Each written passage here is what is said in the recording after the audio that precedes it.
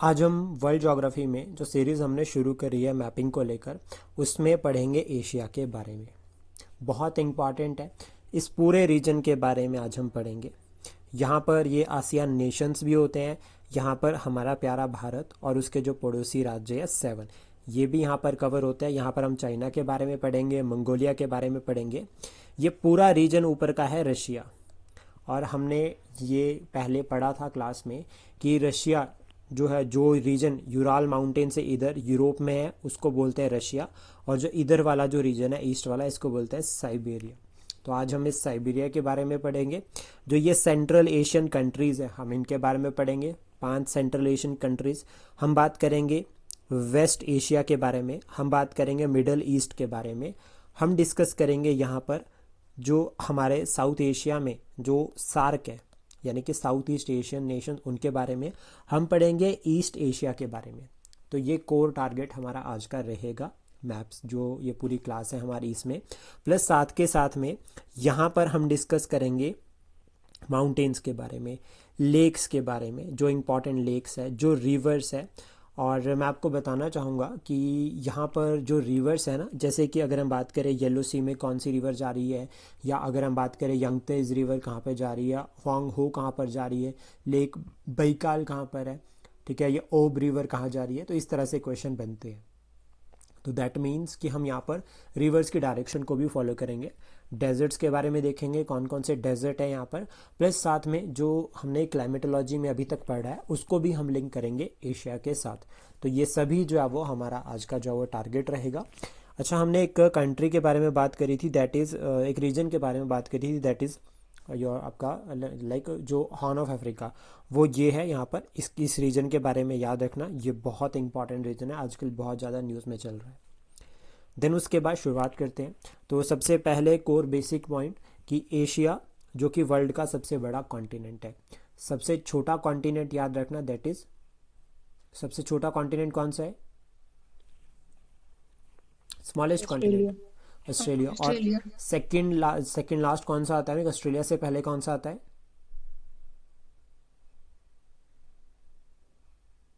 Europe. Europe, ठीक है, Europe, जिसके बारे में हमने कल पढ़ा था। और अभी अगर हम बात करें सबसे छोटा हो गया, दैट इज ऑस्ट्रेलिया। 2 पॉइंट। तो सबसे बड़ा कॉन्टिनेंट हो गया, दैट इज एशिया। दूसरे नंबर पर कौन सा आता है? पहले पर तो एशिया हो गया ना, दूसरे पर कौन है? अफ्रीका। तीसरे पर? North and south America. North. और फोर्थ पे? साउथ। South fifth America. पे?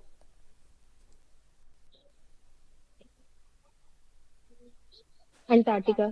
सिक्स्थ पे हो गया आपका यूरोप, और सेवन्थ पे हो यूरोप। गया ऑस्ट्रेलिया। अब ये 7 ही कॉन्टिनेंट है और 7 ही जो हमारे जो है वो पड़ोसी देश है। जो एशिया है वो अर्थ का 30% कवर करता है, ठीक है, याद रखना, ठीक है। टोटल लैंड एरिया जब हम बात कर रहे हैं तो उसमें 30% हो गया, और टोटल सरफेस एरिया में अगर हम बात करें तो 8.7%। ये फैक्ट है, सिर्फ सिंपल। देन उसके बाद पॉपुलेशन वाइज अगर हम बात करें तो वर्ल्ड की सबसे ज़्यादा पॉपुलेशन वाली 2 कंट्रीज़ यहाँ पर है। सबसे पहले नंबर पर आती है भारत और दूसरे पर आती है चाइना। देन उसके बाद ये एक ऐसा कॉन्टिनेंट है जिसके पास अगर हम बात करें डिफरेंट फीचर्स है, लाइक यहाँ पर टेम्परेचर, वेजिटेशन, यहाँ पर लोग हो गया, यहाँ पर जो है वो इंडस्ट्री होगी, सब कुछ आपको यहाँ पर मिलेगा। तो ऑलमोस्ट अगर आप लोकेशन देखें, या अगर हम बात करें कि किस तरह से लोकेटेड है, तो यूराल रिवर और यूराल माउंटेन, इनके बारे में हमने यूरोप की क्लास में पढ़ा था। तो ये सेपरेट करते हैं एशिया को यूरोप से, सिंपल। और जब हम कहते हैं यूरोप प्लस एशिया, दो दैट इज़ यूरेशिया। एक साइड पर पैसिफिक ओशन आता है, एक साइड पर इंडियन ओशन आता है, ये अभी हम डिस्कस करेंगे। वर्ल्ड का जो हाईएस्ट जो प्लेस है, दैट इज़ माउंट एवरेस्ट, वो कहाँ पर है? एशिया में। और मुझे ये बताओ कि माउंट एवरेस्ट किन 2 कंट्रीज़ के बॉर्डर पर पड़ता है? एक तो नेपाल नेपाल हो गया, इंडिया। दूसरी? इंडिया। नेपाल और चाइना। कई बार चाइना गुस्से में आकर क्लेम कर लेता है कि माउंट एवरेस्ट उसके पास है। और वर्ल्ड का lowest place, that is Dead Sea, ये भी जो है वो एशिया में है। तो हाईएस्ट माउंट एवरेस्ट एशिया में, और लोएस्ट डेड सी ये भी एशिया में है। तो इस तरह से सिंपल ध्यान रखना। और हम किस रीजन की बात कर रहे हैं मैं आपको ये भी बता देता हूँ एक बार और, कि हम एशिया के बारे में पढ़ रहे हैं, जिसके ईस्ट में, यहाँ पर अगर हम बात करें ईस्ट वाली साइड पर, तो ये हो गया आपका पैसिफिक ओशियन। साउथ में यहाँ पर अगर हम बात करें दैट इज़ इंडियन ओशियन, और यहाँ ऊपर नॉर्थ में अगर हम बात करें साइबेरिया के ऊपर दैट इज़ आर्टिक ओशियन। और इधर हम अगर हम बात करें तो ये हो गया कैस्पियन सी। ये वाला रीजन अगर हम बात करें दैट इज़ पर्शियन गल्फ। ये वाला रीजन अगर हम बात करें तो that is Red Sea. And ये वाला रीजन हो गया मेडिटेरियन सी। और ये वाला रीजन हो गया ब्लैक सी। इन कंट्रीज़ के बारे में आज हम डिस्कस भी करेंगे साथ में, और ये सीज़ के बारे में भी। प्रीवियस ईयर क्वेश्चन अगर आप देखोगे तो इनकी ना लोकेशन नॉर्थ टू साउथ पूछी गई है, तो आपको ये याद भी ऐसे ही करने हैं प्रॉपर पूरा इनको, जो है वो जैसे आप अपने नोट्स बना रहे हो या रफ नोट्स में लिख रहे हो, या आप जो पीडीएफ मैंने आपको शेयर करी है इसमें भी आप इनकी डायरेक्शंस को एज इट इज़ मेंशन कर सकते हैं। देन उसके बाद आपको याद रखना है कि जो एक कंट्री जो आजकल न्यूज़ में चल रही है दैट इज़ मंगोलिया। तो मंगोलिया एक लैंडलॉक्ड कंट्री है जो कि चाइना और रशिया के बीच में है। अब यहाँ पर ये जो रीजन है ना, इधर याद रखना, यहाँ पर जो ये रीजन है इसका मतलब ये नहीं होगा कि कजाकिस्तान के साथ जो अब मंगोलिया बॉर्डर शेयर करता है, नहीं। यहाँ पर बीच में रशिया और चाइना का बॉर्डर है इस रीजन में। यहाँ पर अगर आप देखोगे, इसको थोड़ा जूम करते हैं, तो यहाँ पर देखो ये वाला जो रीजन है यहाँ पर थोड़ा ये ऊपर वाली साइड पर रशिया हो गया, नीचे चाइना।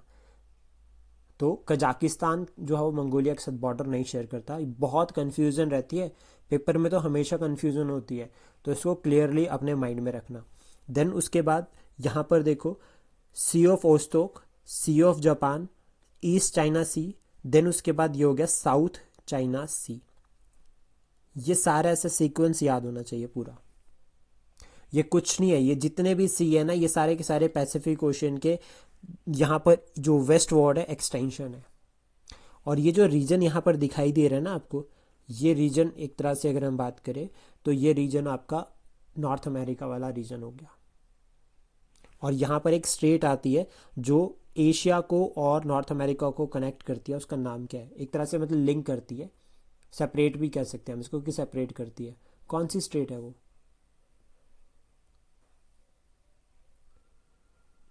कैसे याद करना है इसको, देखो इसको याद करने की ट्रिक बताता हूँ। यहाँ पर ना अलास्का वाला रीजन आता है, अलास्का ए और बी से याद रखना बेरिंग स्ट्रेट।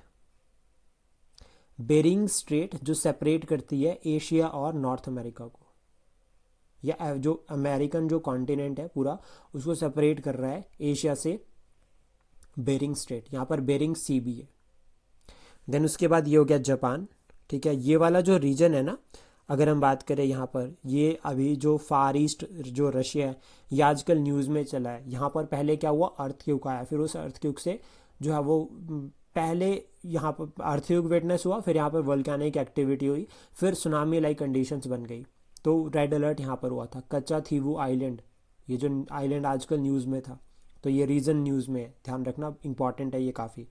देन उसके बाद इसमें ही हम इस रीजन के बारे में पढ़ेंगे। म्यांमार आजकल न्यूज़ में चल रहा है, क्यों चल रहा है? कमचतका आइलैंड, ठीक है, ओके। देन उसके बाद ओके कच्छा थी वो आइलैंड जो है वो नीचे है यहाँ पर श्रीलंका में, जो डिस्प्यूटेड टेरिटरी है between India and Sri Lanka. Kamchatka region है ये, और यहाँ पर वल्केनिक एक्टिविटीज़, अर्थक्वेक सब कुछ देखा जा रहा है, सुनामी लाइक कंडीशंस भी बन गई।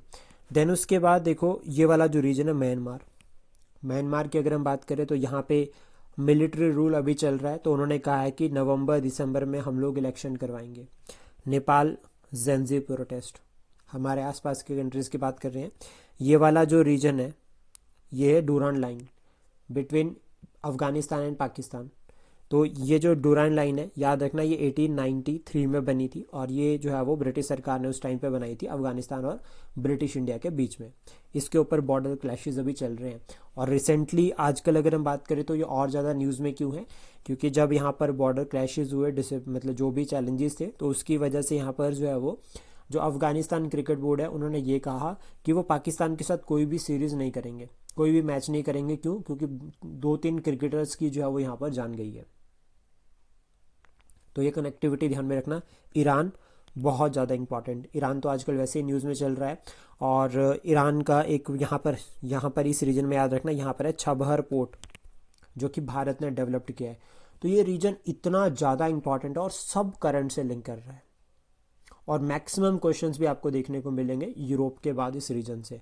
तो इस रीजन को हम बहुत अच्छे से बहुत डिटेल में समझेंगे। तो शुरुआत करते हैं। बेसिक हम डिस्कस कर चुके हैं। तो एशिया की डिवीज़न हमारे लिए मैटर करती है। जैसे कि ऊपर वाला रीजन हो गया नॉर्थ एशिया, जिसमें जनरली हम इंक्लूड करते हैं मंगोलिया और साइबेरिया। साइबेरिया मैंने आपको बताया कि जो ईस्टर्न रशिया, उसको साइबेरिया कहते हैं। देन उसके बाद यूरोप को जब हम यहाँ पर पूरा इंक्लूड कर देते हैं तो ये बन जाता है यूरेशिया।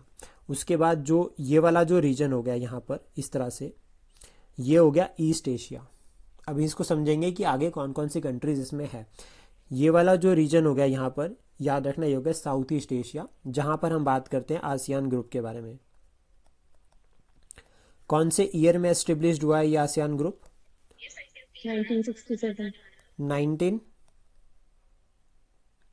67। ठीक है। देन ये याद रखना साथ के साथ में, उसका हेडक्वार्टर कहाँ पर है?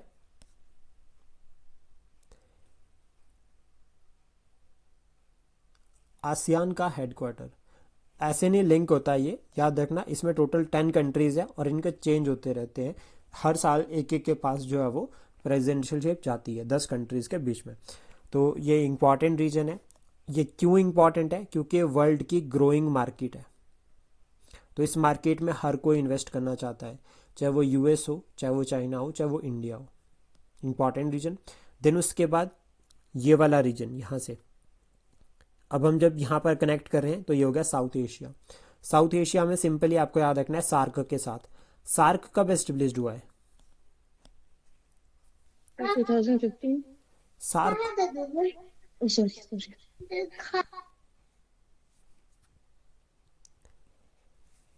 सार्क कौन सी ईयर में एस्टेब्लिश्ड हुआ है?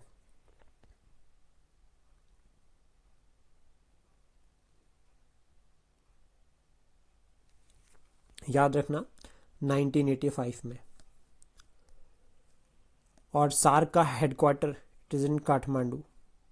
देन उसके बाद इसी रीजन में, यहाँ पर हम जब बे ऑफ बंगाल की बात करेंगे तो बिम्स्टेक की बात होती है। इनको साथ साथ नोट करते रहो ईयर को, ये प्रीलिम्स के इंपॉर्टेंट फैक्ट है। तो जो मैंने आप लोगों को कहा था कि प्रीलिम्स रिलेटेड आपके पास एक सेपरेट नोटबुक होनी चाहिए, उसमें आपने इनको नोट डाउन करते रहना और रोज इनको रिवाइज करना है। क्योंकि मैच द फॉलोइंग में इनको लेकर क्वेश्चन आते हैं, डायरेक्ट पूछा जा सकता है, स्टेटमेंट बन सकती है। तो बिम्स्टेक की अगर हम बात करें तो it established in 1997। Bay of Bengal में जो कंट्रीज है वो यहाँ पर इंक्लूड हो रही है। पूरा डिटेल में इनको समझेंगे। ये वाला जो रीजन हो गया that is West Asia, and ये वाला जो रीजन हो गया दैट इज सेंट्रल एशिया, और ये जो रीजन है इसको बोलता है मिडल ईस्ट। हम लोग नहीं बोलते इसको, उधर वाली साइड से बोलते हैं। उनके लिए, जैसे यूरोप में जो लोग रह रहे हैं उनके लिए ये हो गया, ये वाला रीजन हो गया दैट इज ईस्टर्न। फिर उसके बाद ये वाला जो रीजन है वो इसको बोलता है मिडल ईस्ट। और हमारा ये जो रीजन है साउथ ईस्ट, ये वो लोग बोलते हैं साउथ ईस्ट। फिर हम इसको फॉलो करते हैं यहाँ पर, क्योंकि हमारे लिए भी ये थोड़ा सा साउथ में और थोड़ा सा ईस्ट में है। तो इस तरह से कनेक्टिविटी हमें जो है वो इन सब की करनी है। कंट्रीज़ के बारे में हम देखेंगे कि कौन सी कंट्री कहाँ पर है, तो ये सभी जो है वो हम आगे पढ़ेंगे। अब देखो, सबसे पहले रीजन्स की अगर हम बात करें तो नॉर्थ एशिया हो गया, ईस्टर्न एशिया, साउथर्न एशिया, जो मैंने अभी आपको बताया ये ध्यान में रखना। कंट्रीज़ यहाँ पर इस तरह से भी मेंशन्ड है, आप यहाँ पर भी पढ़ सकते हो, और इनको आपको नोट्स बनाने की ज़रूरत नहीं है, बस सिर्फ याद करना है। देन उसके बाद देखो, सबसे पहले बात करते हैं वेस्ट एशिया या फिर मिडल ईस्ट। अब देखो यहाँ पर कौन कौन सी कंट्रीज़ आ रही है वेस्ट एशिया में। तो सबसे पहले तो देखो आपको याद रखना है Yemen, Oman, Saudi Arabia, Iraq, ठीक है। और ये वाला जो रीजन है that is middle east. Simple link कर सकते हैं, वेस्ट एशिया का भी ये पार्ट है, दोनों को लिंक किया जाता है। हमारे लिए ये वेस्ट एशिया हो गया, उधर से इसको जो है वो यूरोप वाली साइड से इसको मिडल ईस्ट बोल देते हैं। देन ये वाला ऊपर होगी टर्की। ये वाला कौन सा सी है यहाँ पर? टर्की से ऊपर कौन सा सी आता है? ब्लैक सी। तो ये हो गया ब्लैक सी, ठीक है। और ये जो ये वाला जो सी है यहाँ पर, ये कौन सा सी है? Vegetarian. मेडिटेरियन सी। और यहाँ पर याद रखना दिस इज रेड सी। अब ये वाला रीजन हो गया, दैट इज पर्शियन गल्फ। अब आप लोगों से एग्जाम में क्वेश्चन कैसे, देखो मैं आप लोगों को ऐसा क्यों बता रहा हूँ कि इस रीजन से ऐसे क्वेश्चन बन सकता है, क्योंकि जब हम इनको रिवाइज करेंगे तो आपके माइंड में हमेशा क्वेश्चन रहेंगे कि अच्छा हमें इस अप्रोच के साथ पढ़ना है। तो ये वाला जो रीजन है इसको याद रखना, that is Persian gulf. Question बन सकता है कि पर्शियन गल्फ में कौन सी कंट्री बॉर्डर शेयर करती है, तो याद रखना कि इस पर्शियन गल्फ में एक साइड पर ईरान हो गया, एक साइड पर इराक हो गया, एक साइड पर सऊदी अरेबिया हो गया, यहाँ पर ओमान हो गया, ये हो गया यूएई, यहाँ पर हो गया कतर। सारे के सारे न्यूज़ में है। कतर पर कौन सी कंट्री ने अभी एयर स्ट्राइक करी थी?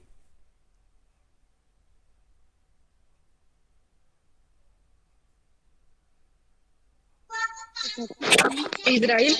इसराइल ने क्या किया, इसराइल ने जो है वो कतर के ऊपर अटैक किया। इससे डर कर सऊदी अरेबिया ने किसके साथ दोस्ती करी?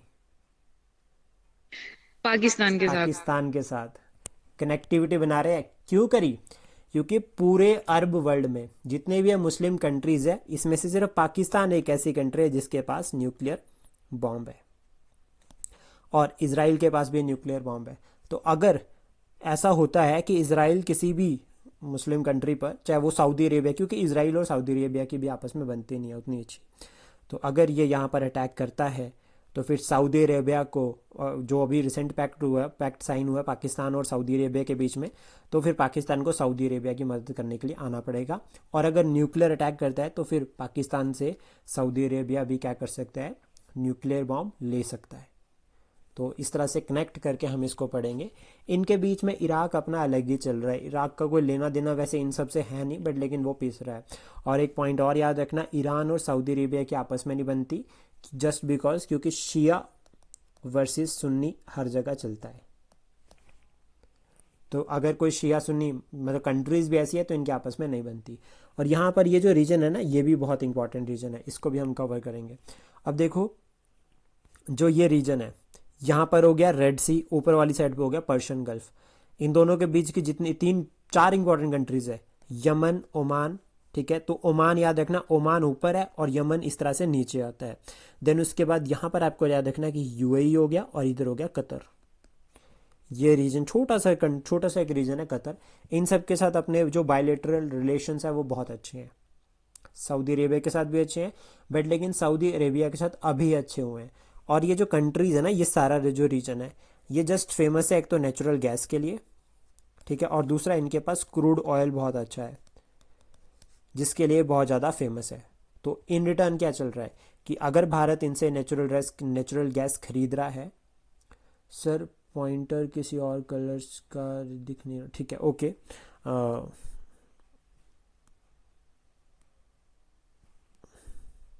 ठीक है, मैं चेंज कर लूँगा इसको, ओके। तो अगर हम ये कहते हैं कि जो ये रीजन है, जैसे ये पूरा का पूरा जो रीजन है, अब इसके ऊपर ग्रीन भी नहीं, ग्रीन शो रहा है इसके ऊपर, नहीं ग्रीन तो बिल्कुल नहीं चल रहा होगा।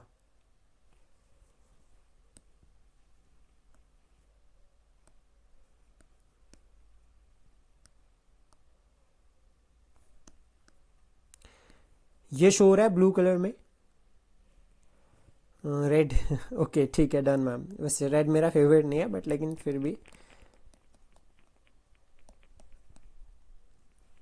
आज हम रेड से ही कवर करते हैं इसको सारा, तो ठीक रहेगा।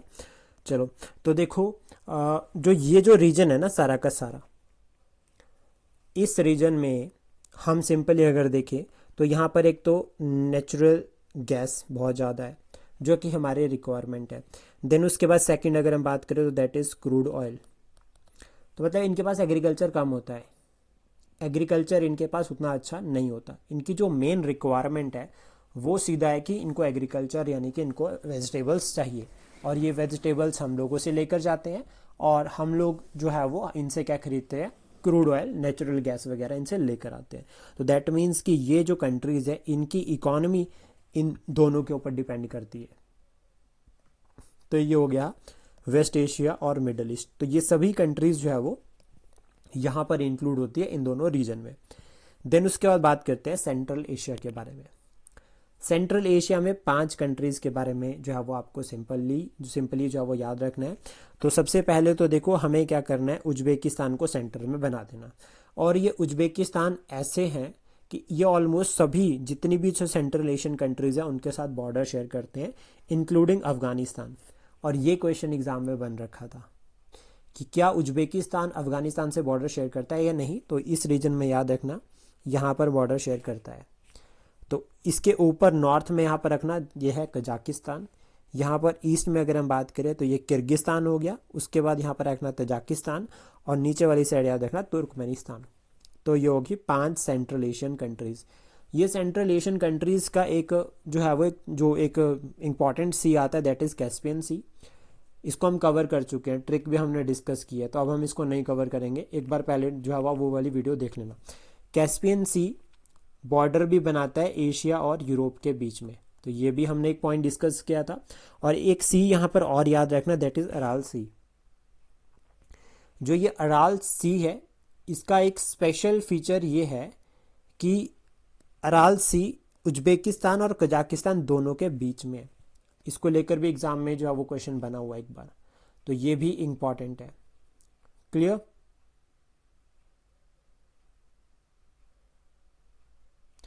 अब उसके बाद इसी रीजन में मुझे बताओ कि इनमें से कौन सी वो कंट्री है जहां पर इंडो पाक वॉर जब हुई थी, इंडो पाकिस्तान वॉर 1965 की, तो उसके बाद 1966 में हमारे जो प्राइम मिनिस्टर थे उस टाइम पे, लाल बहादुर शास्त्री जी, वो गए थे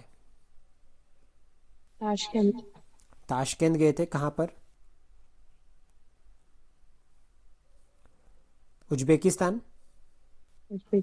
तो ये याद रखना, उज्बेकिस्तान। और ये स्टेटमेंट आई थिंक शायद एसीएफ के एग्ज़ाम में बनी हुई है।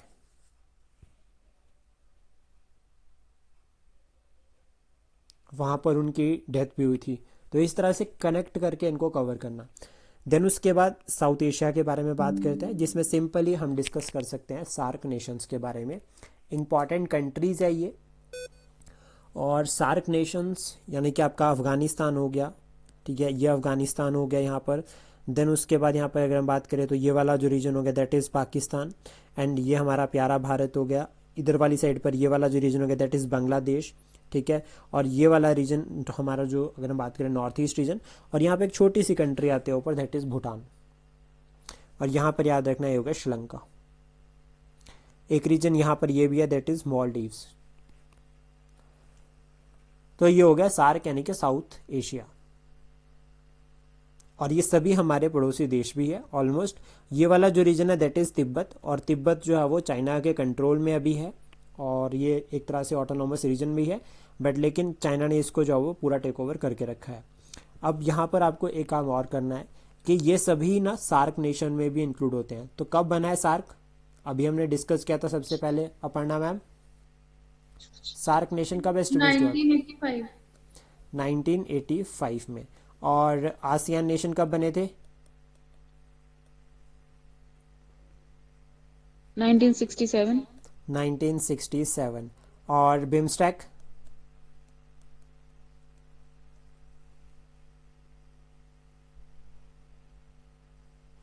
ये कब बना है? 1997 में, ठीक है। तो ये सब आप इस तरह से कनेक्ट करके याद रखना, बहुत काम आने वाले हैं। सार्क का हेडक्वार्टर कहाँ पर है?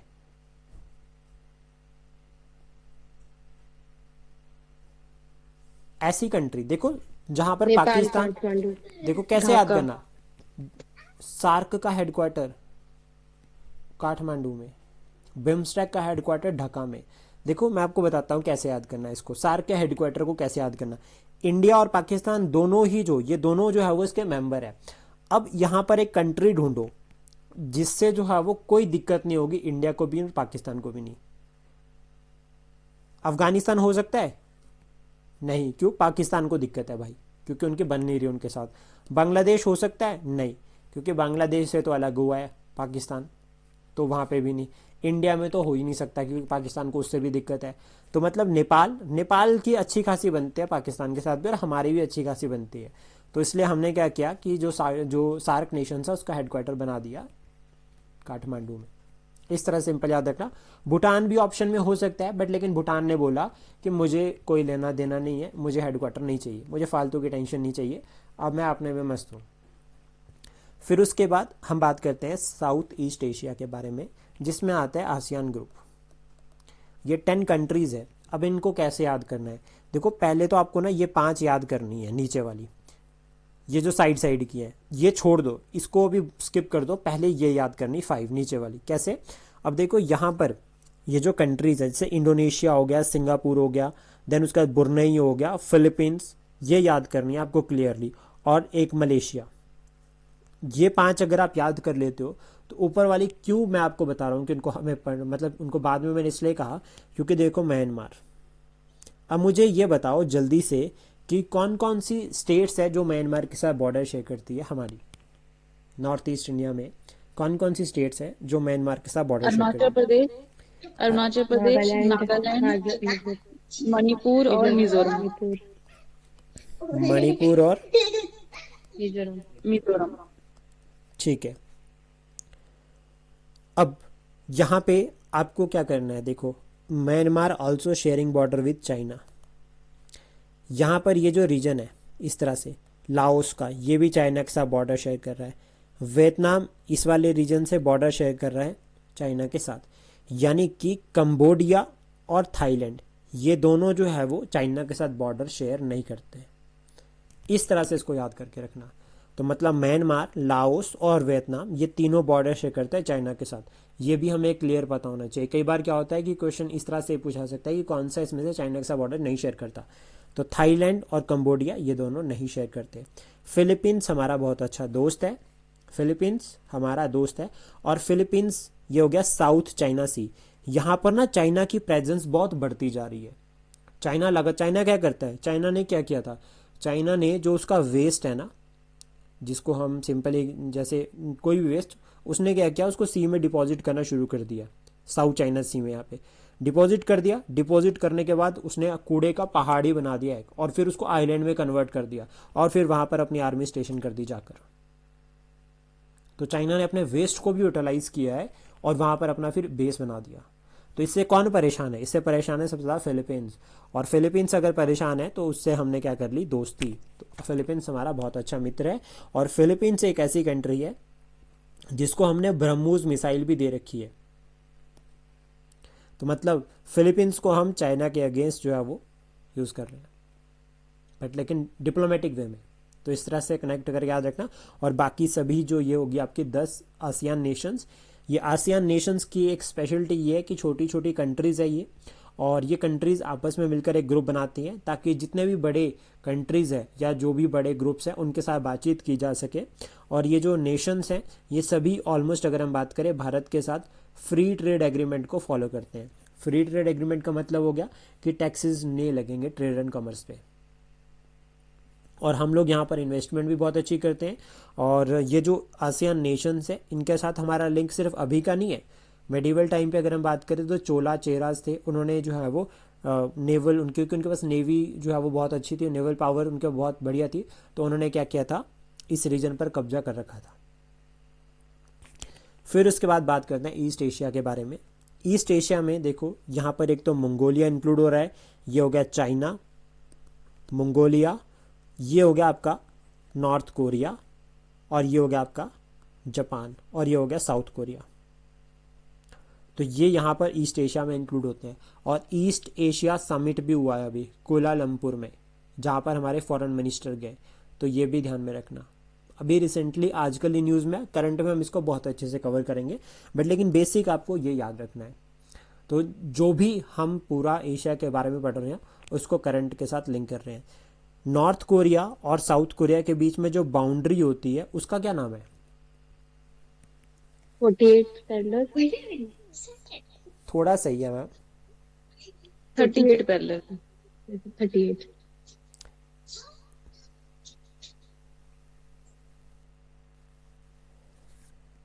नॉर्थ कोरिया और साउथ कोरिया के बीच में जो बाउंड्री लाइन है उसको क्या बोलते हैं?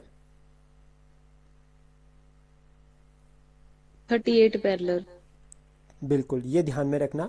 ये मैं इसलिए बता रहा हूँ आप लोगों को, ये क्यों इम्पॉर्टेंट है, क्योंकि ऑलमोस्ट ना ये डायरेक्ट क्वेश्चन बन सकता है एग्जाम में। और यूएसए और कनाडा के बीच में कौन सी आती है? 49। 49। तो यूएसए और जो कनाडा है इनके बीच में आ रही है 49, और नॉर्थ कोरिया और साउथ कोरिया के बीच में आ रही है 38 पैरेलल। ये बहुत इंपॉर्टेंट है, बहुत ज़्यादा। जब हम पोस्ट इंडिपेंडेंस पढ़ेंगे या कभी करंट में नॉर्थ कोरिया साउथ कोरिया को डिस्कस करेंगे तो मैं आपको बहुत ही इंटरेस्टिंग पॉइंट बताऊंगा कि ये जो 38 पैरेलल की जो कहानी है ना, ये 3 कंट्रीज़ के साथ लिंक होती है, यूएसए, चाइना और रशिया। रशिया तो ऑलमोस्ट न्यूट्रल रहा था, लेकिन यूएस और चाइना जो है वो यहाँ पर डायरेक्टली लिंक करते हैं। और फिर इंडिया ने यहाँ पर पहले तो यूएस को सपोर्ट किया था कि ठीक है भाई ये गलत हो रहा है, इन दोनों के बीच में एग्रेशन नहीं होना चाहिए, बट लेकिन बाद में जो यूनाइटेड नेशंस में रेजोल्यूशन इंट्रोड्यूस हुआ था ना रिलेटेड टू कि जो यूएस ने किया, तो इंडिया ने उसको जो है वो उसके अगेंस्ट गया था इंडिया। तो दैट मीन्स इससे ये क्लियर होता है कि हम एक सॉवरन कंट्री है, हम अपने डिसीजन खुद ले सकते हैं। और उस टाइम पे जब हम आज़ाद हुए थे, जब हम रिपब्लिकन नेशन बने थे, तो उस टाइम पे तो ये बहुत ज़्यादा ज़रूरी था कि लोगों को बताना, पूरे वर्ल्ड को बताना कि we are sovereign nation. Then उसके बाद अब बात करते हैं रीजन्स की। तो सबसे पहला जो रीजन रहता है दैट इज़ साइबेरियन प्लेन, ये वाला जो रीजन है पूरा। अब इसमें क्या कवर करना है जो आपको याद रखना है सबसे इम्पॉर्टेंट, तो आपको कवर करना है ईस्ट साइबेरियन सी, लैप्तेव सी, करा सी, बेरेंट सी। इनका ना सीक्वेंस याद करना है। या तो आप ईस्ट से वेस्ट की तरफ याद कर लो, या आप नॉर्थ से साउथ की तरफ याद कर लो। ये वेस्ट से ईस्ट या ईस्ट टू वेस्ट, ये याद करना ही पड़ेगा, बहुत ही ज़्यादा इम्पॉर्टेंट है। ये जो रीजन है अगर हम बात करें तो ये वर्ल्ड का जो यहाँ पर ये जो साइबेरियन जो प्लेन्स आ रहे हैं ना, ये वर्ल्ड के लार्जेस्ट लोलैंड प्लेन्स है वर्ल्ड में। इनको हम स्ट्रक्चरल प्लेन्स भी कह सकते हैं। प्लेन्स जनरली अगर हम बात करें तो 2-3 तरह के होते हैं। एक अगर हम बात करें इरोजनल प्लेन्स, जिसका एग्जांपल रहता है डेजर्ट या डेजर्ट। देन उसके बाद अगर हम बात करें तो डेल्टा प्लेन्स, जिनको डिपोजिशनल प्लेन्स कहते हैं, जो कि जैसे गंगा रिवर बना रही है, वो क्या करते हैं पहाड़ों से मिट्टी काट कर लेकर आ रही है, उसको जो है वो सी साइड पे बिछा दे रही है, तो दैट इज़ डेल्टा प्लेन्स, या इनको कोस्टल प्लेन्स भी कहते हैं, जो कि डिपोजिशन की वजह से बने हैं। स्ट्रक्चरल प्लेन्स वो प्लेन होते हैं जो ऑलरेडी एग्जिस्ट करते हैं।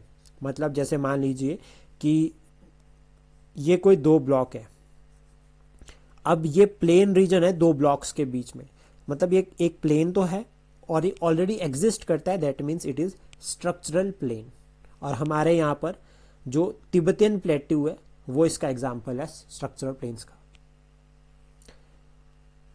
फिर उसके बाद जो दूसरा रीजन आता है साइबेरिया में, दैट इज़ मंचूरियन प्लेन्स।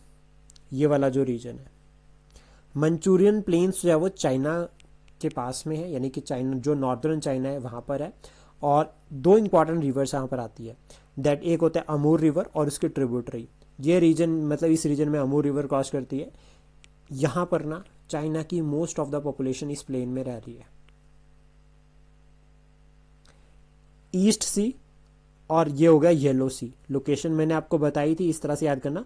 और ये वाली हो गया आपकी 38 parallel, north Korea south Korea के बीच में। तो अगर मान लीजिए आप लोगों को क्वेश्चन एग्जाम में आता है कि कोरियन पेनिसुला किन 2 सीज के बीच में है, तो ऊपर वाली साइड पर याद रखना ईस्ट सी हो गया, नीचे वाली साइड पर याद रखना येलो सी। देन उसके बाद ग्रेट प्लेन्स अगर हम बात करें चाइना के, तो 2 नदियां हैं जिनके बारे में आपको याद रखना है। एक हो गया हुआंग हे रिवर, जिसको येलो रिवर कहते हैं, और एक हो गया यांगतेज रिवर। इस तरह से अब अगर आप देखोगे यहाँ पर हम इस तरह से इसको बना देते हैं कि एक नदी यहाँ से हो गई और एक नदी हो गई यांगतेज रिवर यहाँ से, इस तरह से। तो यांगतेज रिवर कहाँ जा रही है? ईस्ट चाइना सी में। और वांग ही या फिर अगर हम बात करें येलो रिवर, ये जा रही है येलो सी में। ये बहुत इंपॉर्टेंट है, दोनों के दोनों याद रखना, रिवर्स को लेकर एग्जाम में क्वेश्चन बनता है। और यहाँ पर एक छोटी सी आइलैंड नेशन है, आइलैंड नेशन नहीं हम इसको बोलते, बहुत सारे कंट्रीज को एक्सेप्ट करते हैं, बट लेकिन ये हो गया चाइना का पार्ट है, ताइवान। अब इससे रिलेटेड भी मैं आपको एक फैक्ट बताता हूँ। एक आता है वन नेशन थ्योरी, ये नोट डाउन कर लेना, प्रीलिम के लिए बहुत इंपॉर्टेंट है, वन नेशन थ्योरी। एक आती है टू नेशन थ्योरी।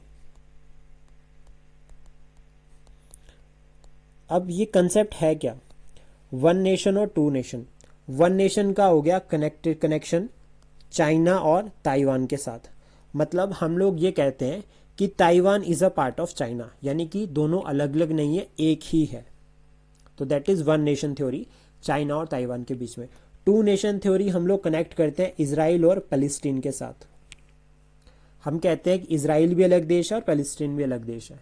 तो two nation theory Israel Palestine, one nation theory China Taiwan, ये हम लोग फॉलो करते हैं। और ये आजकल इसलिए इंपॉर्टेंट है ना, क्योंकि जब गाजा पीस की बात करते हैं तो कैसे पीस होगा भाई, दोनों के अलग अलग टेरिटरी और जो डिस्प्यूटेड रीजन है वहां पर यूनाइटेड नेशंस की जो फोर्सेस है वो रहेगी। ये क्लियर हुआ, यहां तक समझ आया? देन उसके बाद बात करते हैं टिग्रस और यूरोफ्रेट्स रिवर के बारे में। ये दो ऐसी नदियां हैं जो कि पर्शियन गल्फ में जा रही है, पहला पॉइंट, और इनके किनारे पर मेसोपोटामिया हुआ करता था कभी। अब ये आज तो बैरन रीजन है, बट लेकिन एंशियंट टाइम पे यहाँ पर बहुत अच्छा एग्रीकल्चर हुआ करता था। तो इन दो नदियों के किनारे एग्रीकल्चर था, तभी यहाँ पर वर्ल्ड की oldest, one of the oldest civilisation यहाँ पर देखी गई थी। ये पूरा प्लेन है, सिंपल। देन उसके बाद आपको गंगा प्लेन्स हम पूरा डिटेल में डिस्कस कर चुके हैं। तो ये गंगा यानी कि गंगा और उसकी ट्रिब्यूटरीज जो मिलकर बना रही है, that is Ganga plains. Asia में सिर्फ इतना याद करना है, यहाँ पर इस रीजन में भी हो गया ब्रह्मपुत्र प्लेन, यहाँ पर जो है वो आपकी इंडस रिवर आती है इस तरह से। तो ये सप्ता सिंधु रीजन हो गया, जिसमें हम पंजाब की बात करते हैं, इंक्लूडिंग पंजाब वो जो पाकिस्तान में है। तो यहाँ पर ये दोनों इंक्लूड होते हैं। और यहाँ से इंडस टू गंगा, इसको इंडो गंगा प्लेन्स भी कहते हैं। और आपको क्या करना है, इसी एक मैप के थ्रू यहाँ पर सबसे पहले तो आपको ये क्लियर होना चाहिए कि कौन किसकी ट्रिब्यूटरी है। तो याद रखना, Son is a tributary of Ganga, not Yamuna. Yamuna को नहीं ज्वाइन करती सोन, डायरेक्ट गंगा को ज्वाइन करती है। और सोन रिवर याद रखना अमरकंटक से निकलती है। फिर उसके बाद Chambal is a tributary of Yamuna. यहाँ पर आपको एक और पॉइंट याद करना है, एक तो देखो ये जैसे बानस चंबल की ट्रिब्यूटरी है, बेतवा अगर हम बात करें तो यमुना की ट्रिब्यूटरी है, और यमुना जो है वो इलाहाबाद में ज्वाइन करते हैं गंगा को। आपको क्या करना है कि गंगा की जो ट्रिब्यूटरीज है ना, आपको ईस्ट से वेस्ट की तरफ याद करनी है सारी की सारी। ये हम ऑलरेडी ज्योग्राफी में डिस्कस कर चुके हैं, तो यहाँ मैं आपको बताता हूँ सिंपल। एंड ये यहाँ पर इस तरह से मैंने आपको डेल्टा का बताया था ना, तो ये हो गया आपका बे ऑफ बंगाल डेल्टा, जिसको सुंदरबन डेल्टा कहते हैं। और याद रखना, बे ऑफ बंगाल एक तो एक्सेप्शन है, वैसे स्ट्रेट और जैसे गल्फ और की बात करते हैं और बे की, तो गल्फ बड़ी होती है, बे छोटी, लेकिन बे ऑफ बंगाल एक एक्सेप्शन है। और याद रखना कि बे ऑफ बंगाल सबसे बड़ी बे है वर्ल्ड की सबसे बड़ी बे ऑफ बंगाल बे। और बे ऑफ बंगाल में जो कंट्रीज आ रही है उनके नाम भी याद रखना इंपॉर्टेंट है। तो एक तो इंडिया ही हो गया, दूसरा म्यांमार आपको याद रखना है, और बांग्लादेश आप याद कर सकते हैं। और सिंपली कैसे याद करना है, बिम्स्टेक के साथ। बट लेकिन बिम्स्टेक की दो कंट्रीज है, एक नेपाल और दूसरी भूटान, ये दोनों बे ऑफ बंगाल में बॉर्डर नहीं शेयर करते। नेपाल और भूटान दोनों ही जो है वो बे ऑफ बंगाल में बॉर्डर नहीं शेयर करते, लेकिन फिर भी इनको बिम्स्टेक का मेंबर बनाया गया था 2004 में। बिम्स्टेक के एस्टेब्लिशमेंट 1997 और 2004 में जो है वो नेपाल और जो भूटान है इनको मेंबर बनाया गया था। और ये स्टेटमेंट यूपीएससी में आ रखी है इस साल ही पेपर में। देन उसके बाद इरावदी प्लेन, इरावदी यानी कि चाइना से निकलने वाली नदी, जो कि ये आसियान नेशन यहाँ से क्रॉस कर कर फिर उसके बाद यहाँ पर जो है वो ड्रेन करती है इंडोनेशिया में नीचे जाकर, सॉरी यहाँ पे जो आपका अंडमान सी आता है यहाँ पर ड्रेन करती है। तो ये नदी ऊपर से याद रखना, इरावदी रिवर। और ये फेमस है इरावदी डॉल्फिन के लिए। जैसे गैंगटिक डॉल्फिन है जो कि हमारा एक्वाटिक एनिमल है, नेशनल एक्वाटिक एनिमल, वैसे ही आपको ये भी याद रखना। एक गैंगटिक डॉल्फिन को लेकर एक विक्रमशिला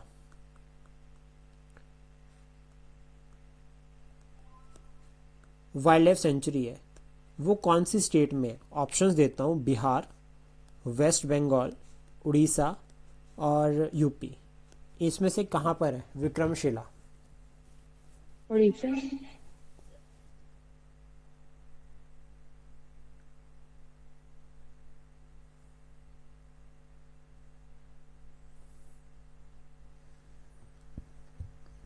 बिहार।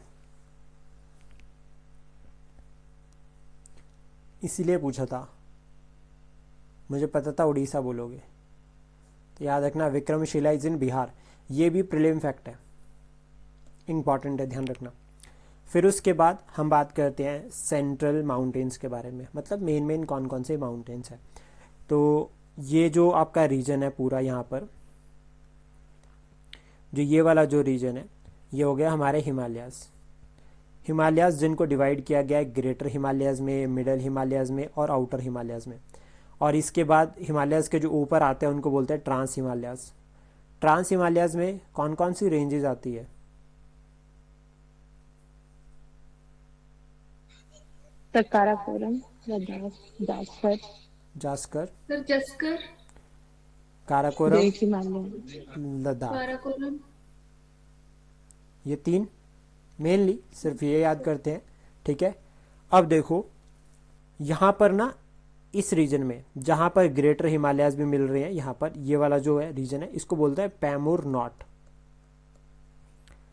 यहाँ पर ऑलमोस्ट जितनी भी यहाँ की सेंट्रल एशिया की हो या फिर आपका जो साउथ एशिया, यहाँ पर माउंटेन्स आकर मिल रही है, एक नॉट है जहाँ पर सारी माउंटेन्स आकर कनेक्ट हो रही है। तो इधर वाली साइड पर याद रखना है कि यहाँ से चलती है अलाई। नीचे वाली साइड पर अगर हम बात करें हिंदू कुश, इधर वाली साइड पर अगर हम बात करें काराकोरम, और यहाँ पर हो गए हिमालयाज। और यहाँ से कुन होगी यहाँ पर, ये याद रखना। और तेंगशा ऊपर चली जाती है, ये इंपॉर्टेंट है। और अल्तेन त्याग जो है वो यहाँ पर इस तरह से आती है। तो ये माउंटेन रेंजेस एक रीजन जहाँ पर मिलते हैं उसको बोलते हैं नॉट, और ये पैमूर नॉट हो गया यहाँ पर, ये इंपॉर्टेंट है। फिर उसके बाद इसमें जो आपको और फैक्ट याद रखने हैं, ये सेंट्रल एशिया का रीजन जिसके बारे में हम बात कर रहे हैं, ये हो गया यहाँ पर पैमूर नॉट। ऊपर वाली साइड पर भी एक माउंटेन रेंज हो गई, यहाँ पर हिंदू कुश हो गई, ये आपके ग्रेटर हिमालयाज हो गए यहाँ पर, इस तरह से अगर हम बात करें।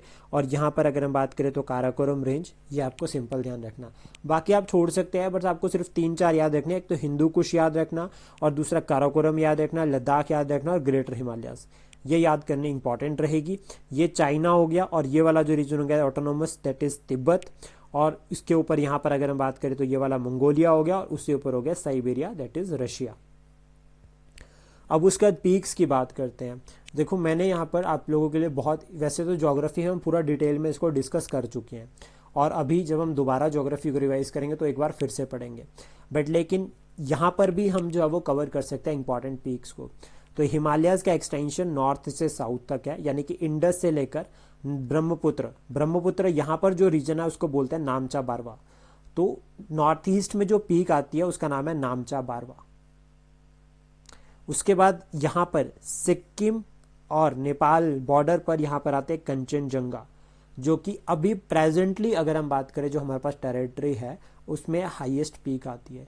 लेकिन जब ओवरऑल बात करते हैं तो दैट इज K2, ठीक है, जो कि काराकोरम रेंज में, जो कि भारत की सबसे हाईएस्ट पीक है, that is K2।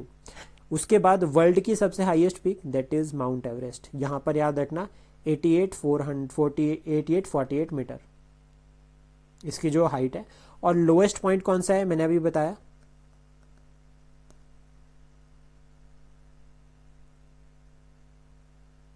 Highest point तो ये हो गया ना आपका mount Everest. Lowest points Asia में ही है,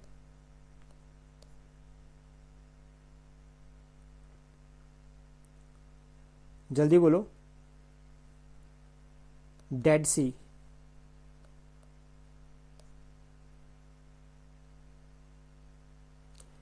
एक बार ये सुलेमान रेंज को लेकर भी एग्जाम में क्वेश्चन पूछा गया है कि कहां पर है, तो याद रखना Sulaiman range is in Pakistan. ये हो गया यहाँ पर अरावली। अरावली का जो एक्सटेंशन है गुजरात से लेकर दिल्ली तक है। अरावली में हाईएस्ट पीक कौन सी आती है? गुरु शिखर। और यहाँ पर याद रखना इस तरह से एक रेंज आती है जो इंडिया को मतलब एक तरह से नेचुरल वे में डिवाइड करती है, ट्रेडिशनल बाउंड्री बनती है। विंध्याचल, विंध्याचल में हाईएस्ट पीक कौन सी है?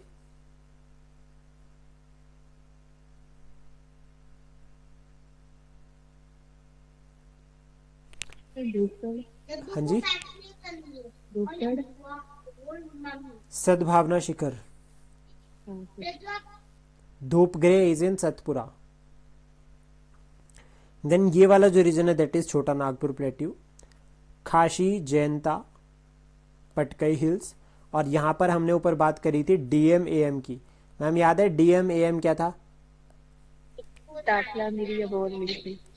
हाँ, तो याद रखना कि जो आपके अरुणाचल प्रदेश में जो हिल्स आती है उनका नाम, उनको हम ट्रेक याद कर सकते हैं DMAM करके। D से होगा डफला, मी से होगा मिरी, A से होगा अबोर और M से होगा मिशमी। ये डफला, मिरी, अबोर, मिशमी इसी तरह से आती है, डफला, मिरी, अबोर, मिशमी। और ये चारों ट्राइब्स है जिनके नाम पर इन पहाड़ियों का नाम भी रखा गया है। ये जो डफला, मिरी, अबोर, मिशमी है ये शिवालिक रीजन है या ग्रेटर हिमालयस?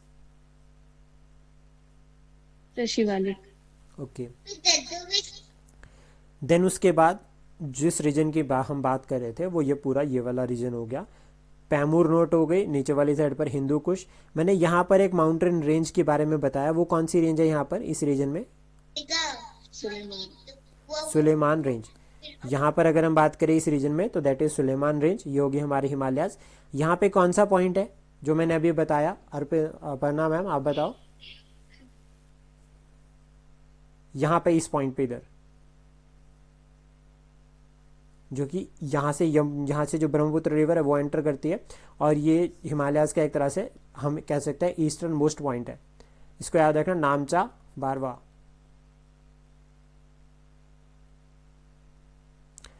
ये हो गए वेस्टर्न घाट यहाँ पर इस तरह से, और ये वाली साइड पर यहाँ पर बात करें तो ईस्टर्न घाट। वेस्टर्न घाट में हाईएस्ट पीक कौन सी आती है?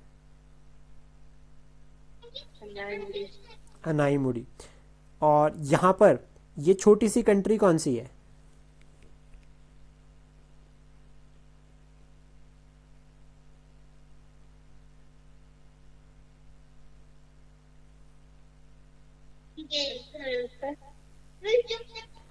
कतर। और ये वाला यहाँ पर कौन सी कंट्री है? ये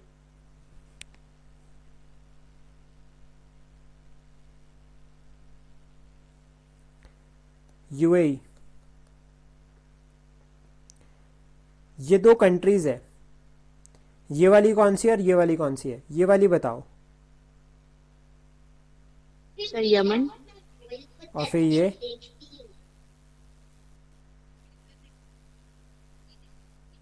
उल्टा नहीं बोल रही? सर यमन और फिर ओमान। कौन सी यमन है? मतलब नीचे वाली। ये यमन हो गई और ये हो गई राइट ओमान। साइड को ओमान है।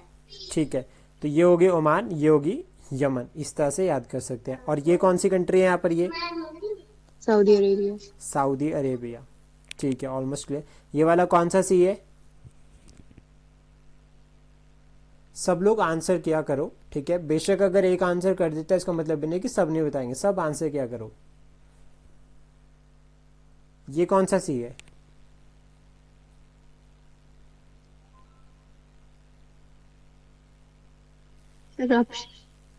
अराल सी। और ये वाला कौन सा सी है? कैस्पियन। कैस्पियन सी। ठीक है। और यहाँ से ऊपर अगर हम बात करें तो एक माउंटेन चलती है, उसका नाम क्या है?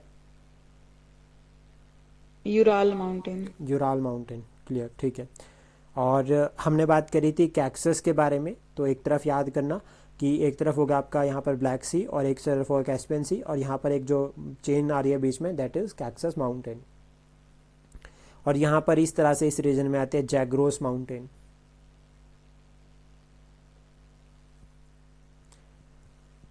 सर रिपीट करना। ओके,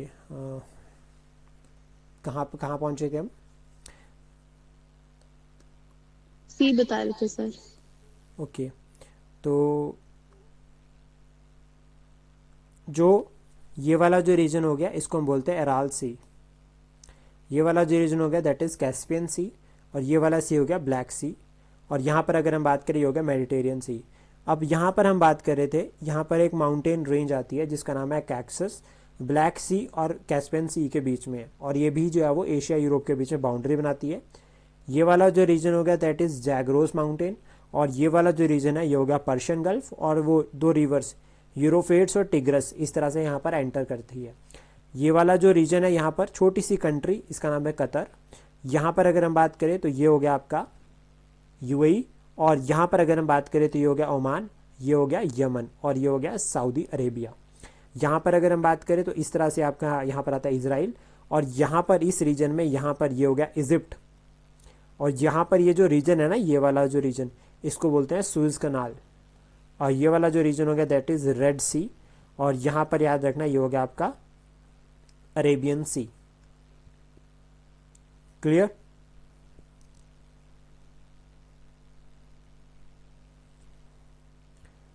देन उसके बाद मेजर प्लेट्यूज के बारे में बात करते हैं कि कौन कौन से मेजर प्लेट्यूज है।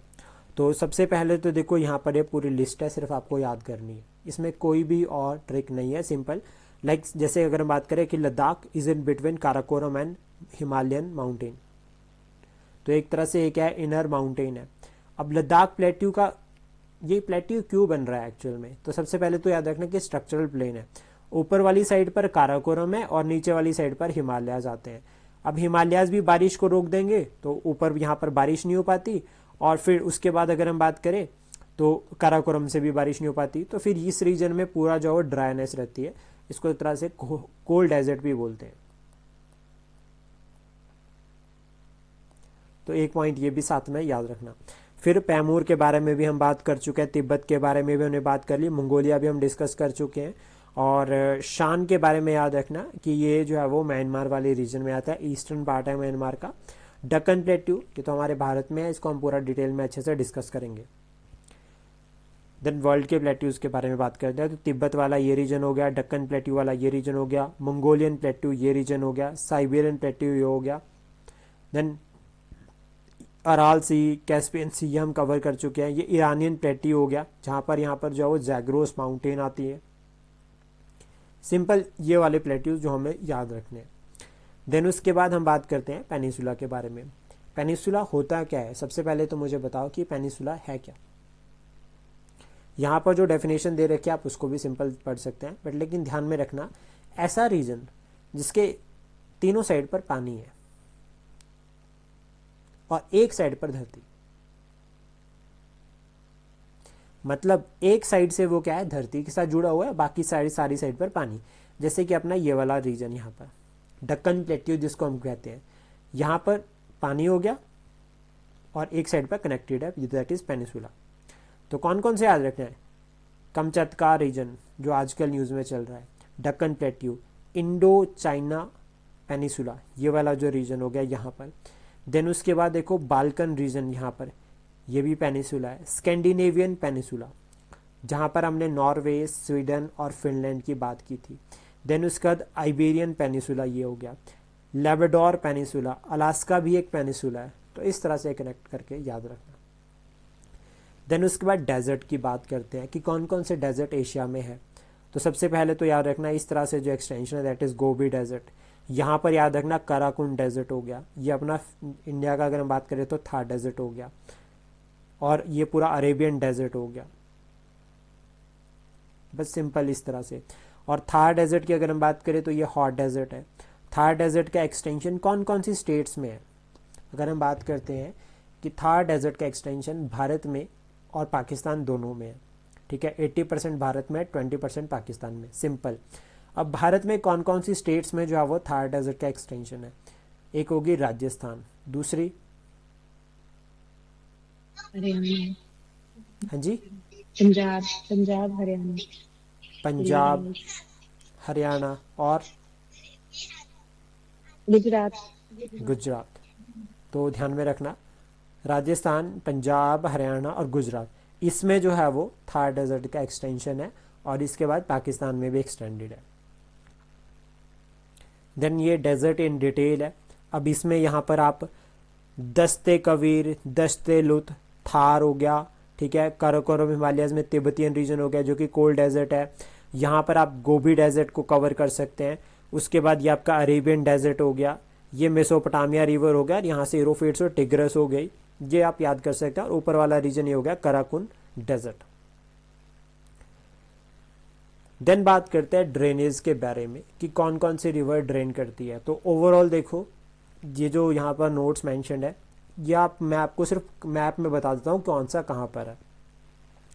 तो सबसे पहले तो देखो, आपको रिवर की डायरेक्शन जो मैंने आपको बताया ये क्लियरली पता होनी चाहिए, जो सबसे ज़्यादा इंपॉर्टेंट है।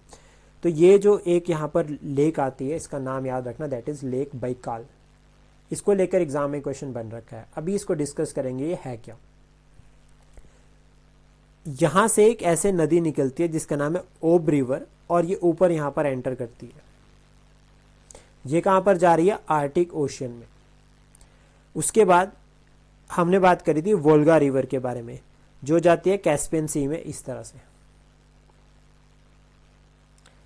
देन यहाँ पर एक साइड पे यहाँ से निकलते हैं इंडस रिवर, जो कि अरेबियन सी में जा रही है। और यहाँ पर अगर हम बात करें तो गंगा रिवर हो गए, और इधर से आगे ब्रह्मपुत्र रिवर। और यहीं पर अगर हम बात करें तो यहाँ पर आपको याद रखना कि यहाँ पर सतलुज नदी भी है, जो मानसरोवर से निकलकर इंडस रिवर को ज्वाइन करती है। फिर उसके बाद मेकोंग रिवर इस तरह से एंटर करती है, यहाँ पर जो वो ड्रेन करती है साउथ चाइना सी के पास। देन यहाँ पर यांगतेज रिवर के बारे में याद रखना, जो कि ईस्ट चाइना सी में जाती है। येलो रिवर के बारे में याद रखना, जो कि येलो सी में जाती है। और अमूर रिवर के बारे में याद रखना, जो कि यहाँ पर ऊपर वाले रीजन में यहाँ पर जा रही है। ये बहुत इंपॉर्टेंट रीजन है। तो देखो ऊपर वाली साइड पर क्या हो गया? सी ऑफ जापान। उसके बाद ये हो गया ईस्ट सी, यहाँ पर हो गया येलो सी, और ये हो गया साउथ चाइना सी। ये सीक्वेंस। लेक बैकाल, जिसके बारे में आपको याद रखना है, ठीक है। करोनूर के बारे में याद कर सकते हैं, इट इज़ इन चाइना, ठीक है। और कोकोनूर, सॉरी नॉट करोनूर, कोकोनूर। और इसमें सिर्फ ये लेक बैकाल के बारे में याद रखना, क्योंकि एग्जाम में क्वेश्चन बन रखा है। तो आपके जो प्रीवियस ईयर है ना, वो ऑलमोस्ट इसी तरह से कवर हो जाते हैं, अगर आप प्रॉपरली इनको भी रिवाइज कर लोगे तो काफ़ी रहेगा। देन उसके बाद यहाँ पर अगर हम बात करें तो इन डिटेल सारे के सारे मैंशनड है, पूरे आप देख सकते हैं। तो ईस्ट साइबेरियन सी, लेपटिव सी, देन करा सी, बेरेंट सी, वाइट सी, सीक्वेंस पूरा। देन उसके बाद यहाँ पर अगर आपको याद रखना, लेक बैकाल हो गया, जो कि डीपेस्ट एक तरह से लिंक होती है, मैं बताता हूँ इसका कंसेप्ट भी आगे। देन उसके बाद देखो यहाँ पर काराकोरम रेंज हो गई, यहाँ पर सुलेमान रेंज हो गई, हिंदू कुश रीजन हो गया, पैमूर नॉट हो गया, और ये हिमालयाज हो गए यहाँ से। ये आपकी यहाँ पर याद रखना, ये हो गया आपकी इंडस रिवर, ये आपकी गंगा रिवर हो गई, ये ब्रह्मपुत्र रिवर हो गई, और ये मिलकर यहाँ पर डेल्टा बनाती है, सुंदरबन डेल्टा। ये पाक स्ट्रेट हो गई between India and Sri Lanka. Then यहाँ पर आपको याद रखना, ये जैग्रोस माउंटेन हो गई, ईरान का पार्ट है ये आपका पर्शियन गल्फ हो गई, ये आपका रेड सी हो गया। इस तरह से याद करना है सारा, पूरा आप याद कर सकते हैं इसको, ये बहुत इंपॉर्टेंट है। और इसको याद करने की ट्रिक मैं आपको बता देता हूँ, आप इसको ड्रॉ करो, 4-5 बार ड्रॉ करोगे याद रह जाएगा। देन उसके बाद सीज के बारे में डिटेल में मेंशन है कि कौन सा कहाँ पर है, तो आप इसको नोट डाउन कर सकते हैं। नोट डाउन भी क्या करना है, बस आप सिंपल जस्ट लाइक पीडीएफ का अगर प्रिंट भी ले ले तो दैट इज़ इनफ। आपको मेन याद करने हैं सारे के सारे। देन उसके बाद मेजर लेक्स की अगर हम बात करें तो ये अभी हम ऑलरेडी डिस्कस भी कर चुके हैं। तो लेक बैकाल के बारे में एक याद करना है आपको। रेस्ट उसके बाद आपको कैसे पढ़ना है, फ्रेश वाटर के साथ। जैसे कि लेक बैकाल जो है वो फ्रेश वाटर लेक है, ये साउदर्न रशिया में लोकेटेड है, और ये डीपेस्ट लेक जो है वो वर्ल्ड की है, वर्ल्ड की deepest lake that is lake Baikal, इसलिए ये इंपॉर्टेंट है। देन उसके बाद अगर हम बात करें यांगतेज के बारे में, तो लॉन्गेस्ट रिवर है एशिया की, और यांगतेज याद रखना ये वर्ल्ड की लॉन्गेस्ट रिवर है, और एशिया की लॉन्गेस्ट रिवर है, और एशिया वर्ल्ड की 3rd लॉन्गेस्ट रिवर है। पहली लॉन्गेस्ट रिवर फर्स्ट नंबर पे कौन सी रिवर आती है, जो सबसे बड़ी नदी है वर्ल्ड की? Sir Nile. और दूसरे नंबर पर? सर अमेज़न लार्जेस्ट है। हाँ, अब Amazon in term of volume that is largest, लेकिन लॉन्गेस्ट की बात कर रहे हैं तो पहले नंबर पर आती है नाइल, दूसरे पर आती है अमेज़न, और तीसरे पर आते हैं यांगतेज। यांगतेज का फ्लो कहाँ से है? ईस्ट ऑफ द ग्लेशियर, यानी कि तिब्बतियन प्लेट्यू से निकलकर ये जो है वो ईस्ट चाइना सी में जाती है। तो कई बार लोकेशन भी बन जाती है एग्जाम में, तो ये भी याद रखना। देन टिग्रस और यूफ्रेट्स के बारे में पढ़ चुके हैं, जो कि ईस्टर्न टर्की से राइज करती है, और उसके बाद ये क्या करती है, पर्शियन गल्फ में जाकर एम्प्टी होती है। मेसोपोटामिया इन 2 नदियों के किनारे पर है, जो अब हम पहले जो वो डिस्कस कर चुके हैं।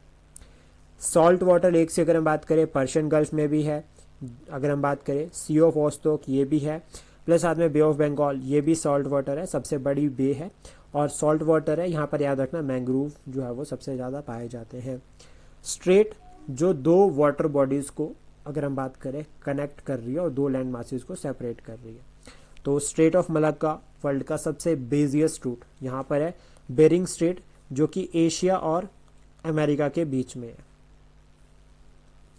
लॉन्गेस्ट स्ट्रेट अगर हम बात करें तो स्ट्रेट ऑफ मलाक्का 800 किलोमीटर की है, कनेक्ट कर रही है अंडमान सी को और साउथ चाइना सी को। ये एग्जाम में बन रखी है स्टेटमेंट, डायरेक्ट स्टेटमेंट आई थी कि कौन सी किसको कनेक्ट करती है। तो longest strait that is Strait of Malacca 800 kilometre Andaman Sea और साउथ चाइना सी को कनेक्ट कर रही है।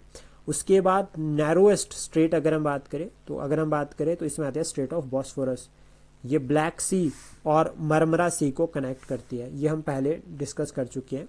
बेरिंग स्ट्रेट की अगर हम बात करें तो एशिया अमेरिका, ब्रास स्ट्रेट की अगर हम बात करें तो ऑस्ट्रेलिया और तस्मेनिया, ये आप ध्यान में रखना। गिब्राल्टर की अगर हम बात करें तो ये अफ्रीका और यूरोप को सेपरेट करती है। देन ये पूरा डिटेल है यहाँ पर इस तरह से कि कौन सी कहाँ पर किस तरह से कनेक्टेड है, किसके बीच में, आप इसको पढ़ सकते हैं। देन उसके बाद यहाँ पर ये स्टेट्स के बारे में है, जैसे स्टेट ऑफ मलाक्का इस तरह से कनेक्टिविटी बना रही है, ये हो गया साउथ चाइना सी। और यहाँ पर अगर हम बात करें तो this is the region Andaman sea. Simple ऐसे कवर कर सकते हैं इसको, सिर्फ एक ही याद रखना स्टेट ऑफ मलाक्का, ये इंपॉर्टेंट है। तो इस तरह से हमारा एशिया भी जो पूरा कंप्लीट होता है।